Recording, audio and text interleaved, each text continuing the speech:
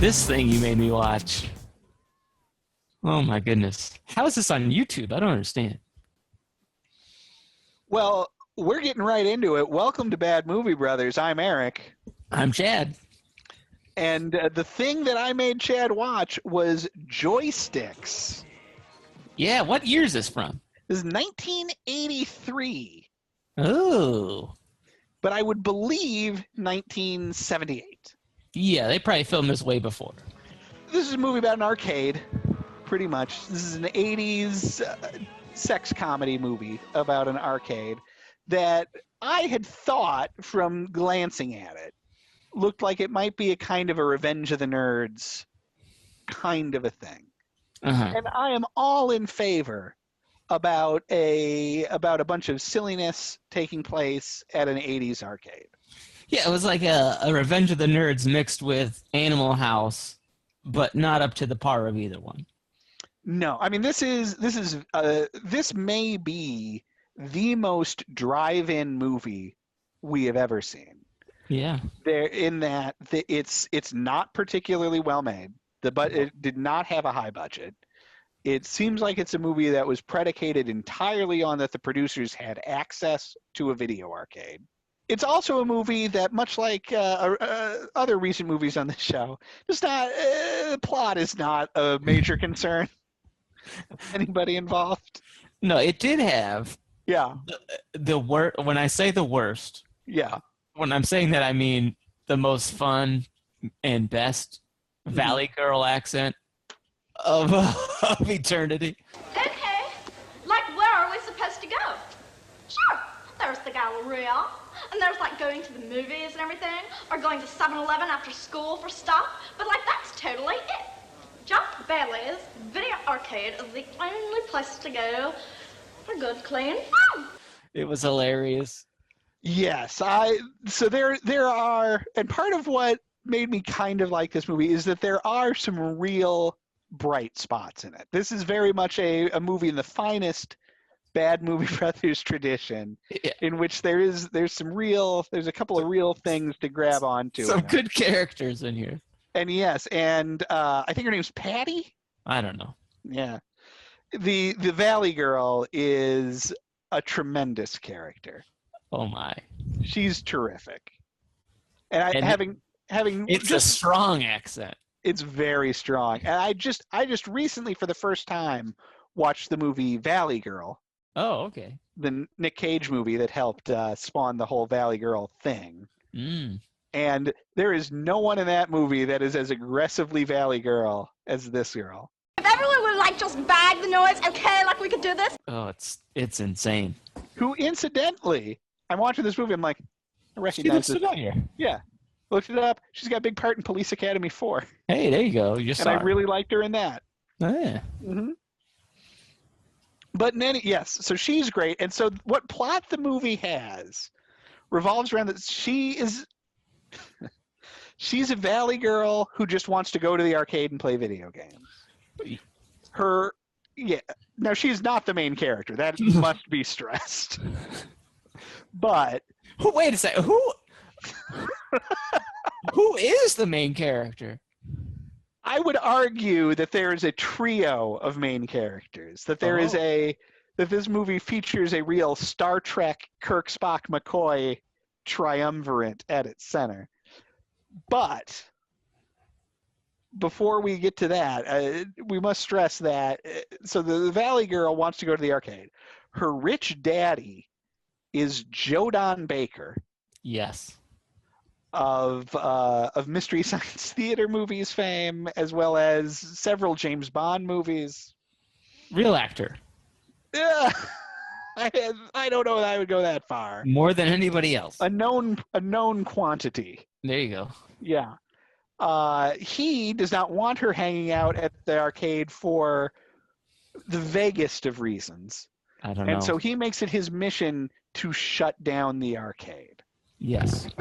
In what seems to be trying to be a snobs versus slobs plot that is not helped by that really Joe Don's the only one who wants to shut down the arcade.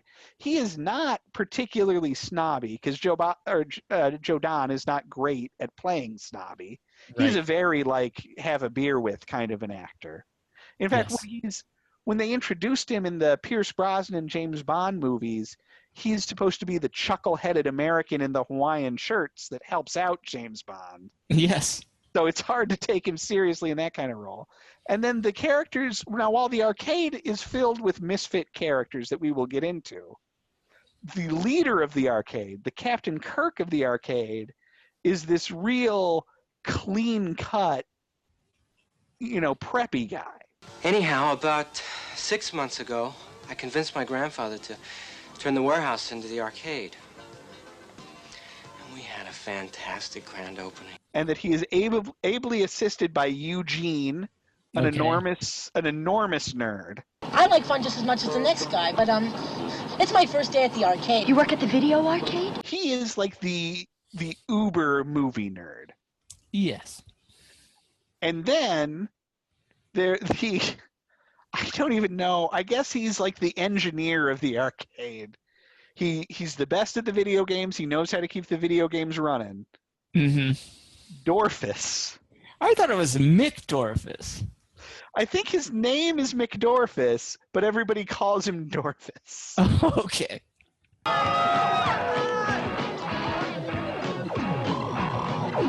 Dorfus, you won! Hey, Dorfus! Dorfus, you can stop now. Hey, Dorfus, it's only a game. Come on. No, Jeff, it's not just a game. To Dorfus, playing video games is like eating or sleeping, breathing. Things that we take for granted and never question. You ask Dorfus to stop, and you don't realize that for him to give up would be for him to give up on the very impulse that allows his heart to continue beating, the blood to surge through his veins, and the air to fill through his lungs.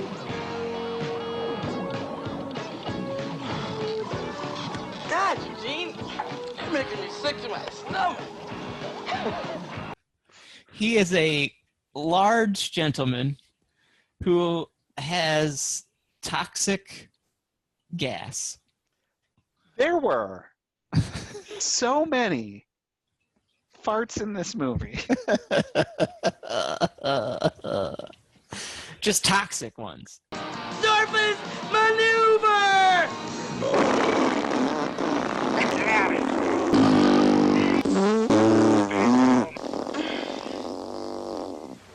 Oh, damn it, Vivian. I tell you to talk to Dr. Michelson about that. And when we are introduced to Dorfus, who is the sort of character who perpetually has stains on his shirt. He's sweaty the whole movie. Oh, whereas Eugene is the most movie nerd a movie nerd can be. Yep. Dorfus is the most fat guy a movie fat guy can be. He's Booger if Booger let himself go. I'm gonna kill you. Go for it, Patch Head. Booger would never let himself go this badly. Like, something would have had to have happened to Booger to get to this point, which Dorfus was the valedictorian of their high school. You're kidding. He was the senior class president last year? He didn't look anything like this. What happened? Games, kid. Video games. And yet Pretty Boy is still perfectly fine, but that's... He's got the video madness. So you're calling those three the main characters? Yes, they're the Kirk, Spock, and McCoy of Joysticks. If they're the main characters, Mm-hmm. who is your favorite tertiary character? Well, we've already talked about the glory that is Patty the Valley Girl. Yep. And she will be a delightful presence throughout the movie. And a better movie would have, I think, had her playing a more major role. She would have been the main character. Yeah. Mm-hmm. If I want to go to the arcade, I am going to go. Okay. Mm-hmm. And yeah, and then the whole movie's just about how girls just want to have fun. Yes. ... At the arcade. Right. The greatest character, the reason for being of this movie, the raison d'etre, the character that I wrote that this movie is all about. Yeah. is King Vidya. And that's another thing. The name is King Vidya, not Mr. Vidya. You can call me Your Highness if you like. Holy cow. In the fine tradition Do it. of Catfight Yes. comes King Vidya, a character who I had to look up because I said, is this just that same actor again? No. Are we on to our third movie with that guy? If only. Oh, a real new wave punk with spiked leather jacket, blue hair, And groupies. white face makeup. Groupies who sadly have no character, which I thought that was a real shame. Sad. They just end up being a kind of a mass who like to patrol the arcade, I guess pretending that they're Pac-Man. Idiots! Take your position! Start game!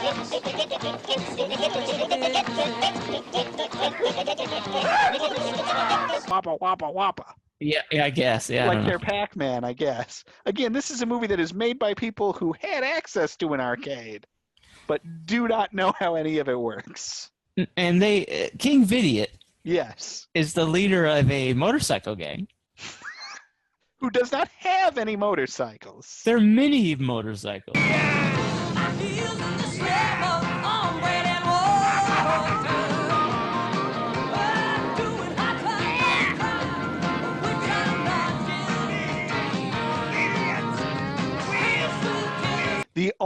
So I mentioned the Valley Girl was in Police Academy 4. Yes. The only other, and Jodan Baker. Of course. The director is a guy named Graydon Clark. He directed the movies Angel's Revenge and Final Justice that were featured on Mystery Science Theater. Okay. The only other notable involved in this movie is the gentleman playing King Vidya. Interesting.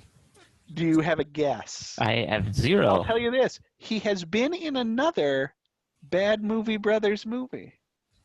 Hit me with it. It is the dude what played Uncle Rico in Napoleon Dynamite and the werewolf in Fright Night Part 2. Wow. A true Bad Movie Brothers MVP. I guess so. My goodness. I know.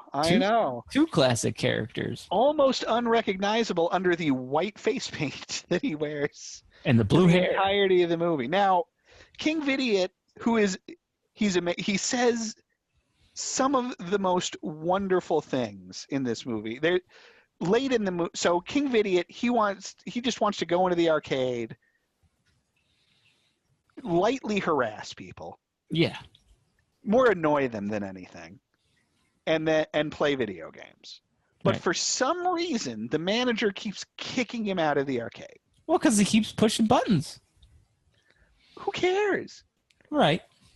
Like my big problem with this movie was that in a true snobs versus slobs movie, the arcade would be filled with all sorts of weirdo, colorful characters, and the idea would be that the arcade, everybody's welcome at the arcade. Right.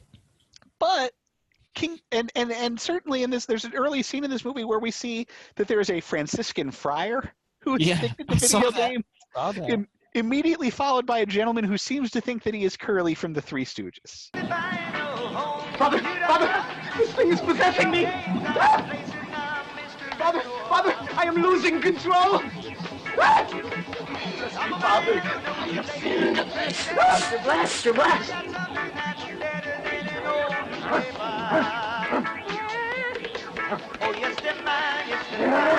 Yep. Mm-hmm. But for some reason, King Vidya is not welcome. Nope. Although welcome enough that they do literally have his name in lights ready to Yes. go. Yes. But so King Vidya late in the movie allies himself with Jodan Baker. Jodan Baker tells King Vidya that if King Vidya can help him destroy the arcade, that Jodan will buy him his own video game. Right. So King Vidya is in the scene where King Vidya and Jodan Baker hang out in Jodan Baker's poorly lit living room. is one of the great scenes of this movie that includes something like where Joe Don Baker says something like, King Vidya, you and I have something in common. You know, you gotta remember, he doesn't just walk in, like he's not like walking in the front door. He just walks in the back door. Sliding glass door, unexpected. Right. Yeah. And Joe Don's like, King Vidya, we have something in common. You and I have something in common. Do you know what that is? We both like to hang out in public bathrooms. To me, one of the low-key great things, Joe Don Baker's thuggish nephews, I don't know what they are. His henchmen. One of them, so their goal is to destroy the arcade before he brings in King Vidya. Which, now, did I miss a scene? Did I stop paying attention for a while? Because I don't think there is ever a scene where Joe Don Baker's like, you guys go rough up that arcade. It just seems like they just decide to do it. Yeah, they decide to do it. Okay. First, they want to sneak in and get a good look at it. Mm-hmm. In different, outfits, because for whatever, nobody knows who they are. I don't know why they had to dress up. Right. I think I know where you're headed. I think this is the moment I also wrote down, but please continue. But the smaller of the two, dresses up as they're dressing up like a husband and wife. I guess, yeah. The smaller of the two man dresses and a woman, up, anyway. Yeah, the smaller of the two dresses up as a woman and gets hit on by everyone. Yes. And I enjoyed that so much. And he was taking it as the biggest compliment he's ever received. Oh, yeah. Come on, Maxine, let's go inside. Wait! Don't leave me like this! Now, you see, my favorite part of that scene is he stops at a Ms. Pac-Man machine and he goes, hey, look, they got a Ms. Pac-Man. Hey, Arnie, look! It's a Ms. Pac-Man! And she looks just like me! All disagreements in the arcade are settled in the arena. I don't understand this thing. I would pay real money to play on this thing. It's not real. It's not real. I don't care. I want it to be.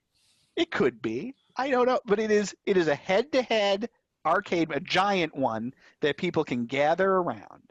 And the two competitors use giant joysticks to control the video games. I don't care. I want to do it so bad. This giant joystick that they're playing the games with.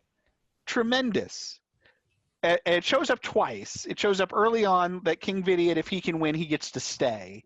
Yep. And then the fate of the arcade is up to another game versus King Vidya, which is a little disappointing. Right.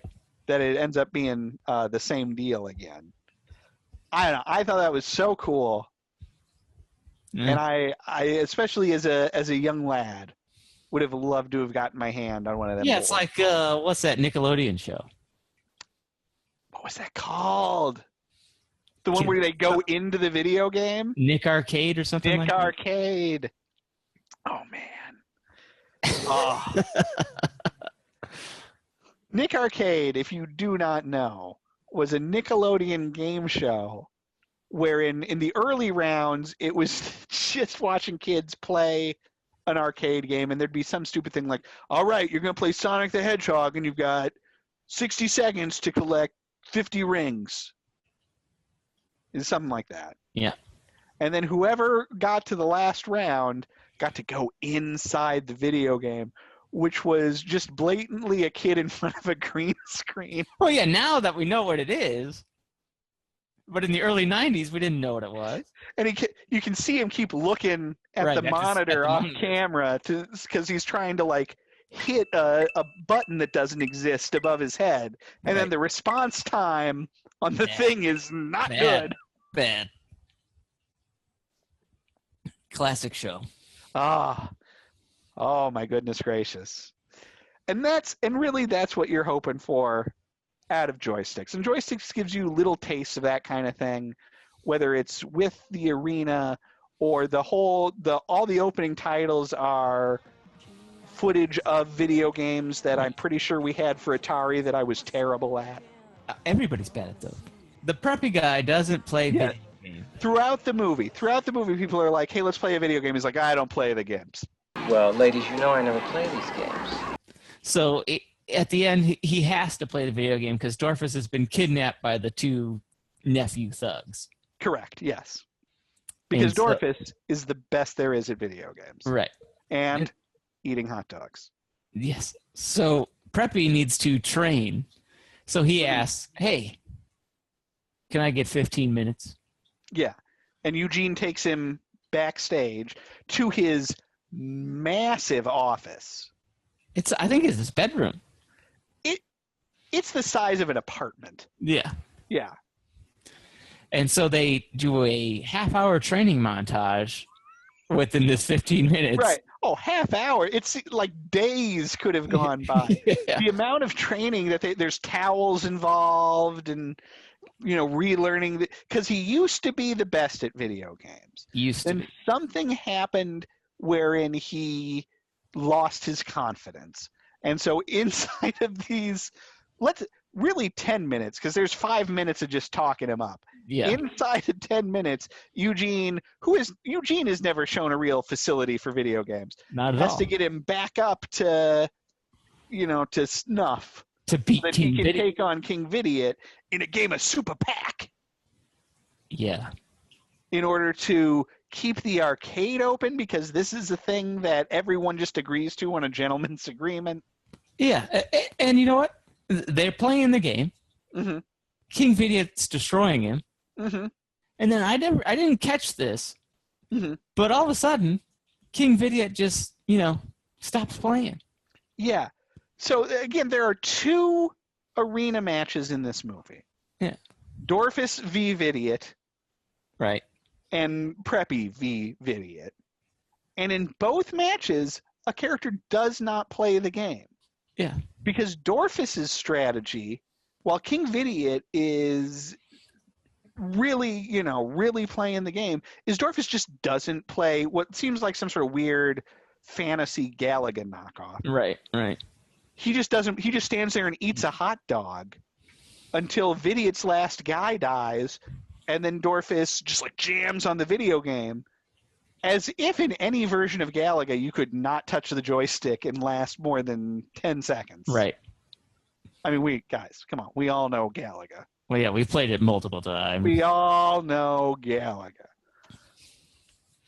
So, yeah. Then in the second match, Vidya just straight up walks away just as Preppy's regained his confidence, and Joe Don's like, "What did you do?" No, there's no way he's gonna catch up. No way.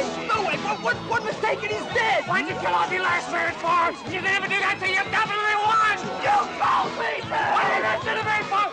You're supposed to be the expert. And Vidya's all, "He'll never catch up." And then he did. Yeah, and wins. Yeah. Silly. And folks, that is pretty much Joysticks. Yeah, that's how it ends. Yeah. Grandpa shows back up at the very end. Yeah. To tell him, I guess, he's proud of him. Yep. And then for about half a second, it seems like Eugene and the Valley Girl are going to fall in love, and then that just doesn't happen. Disappears. Yeah. And then roll credits. That's your movie. Mm-hmm. And we get a reprise of the frankly awesome title song. Yeah, yes. Good theme song.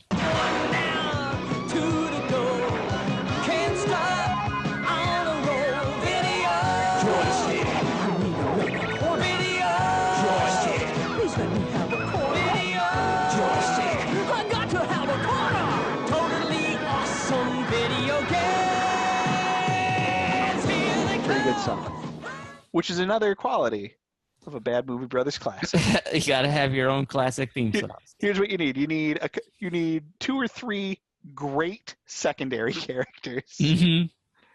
A couple of rockin' songs. You cannot have a good plot. And that's really all we're looking for. Yep. That's what's gonna put you in league with your Rosebud Beach hotels, your My Chauffeurs. Oh my. This is not that good. Not this. No. This is not that good, Nope. but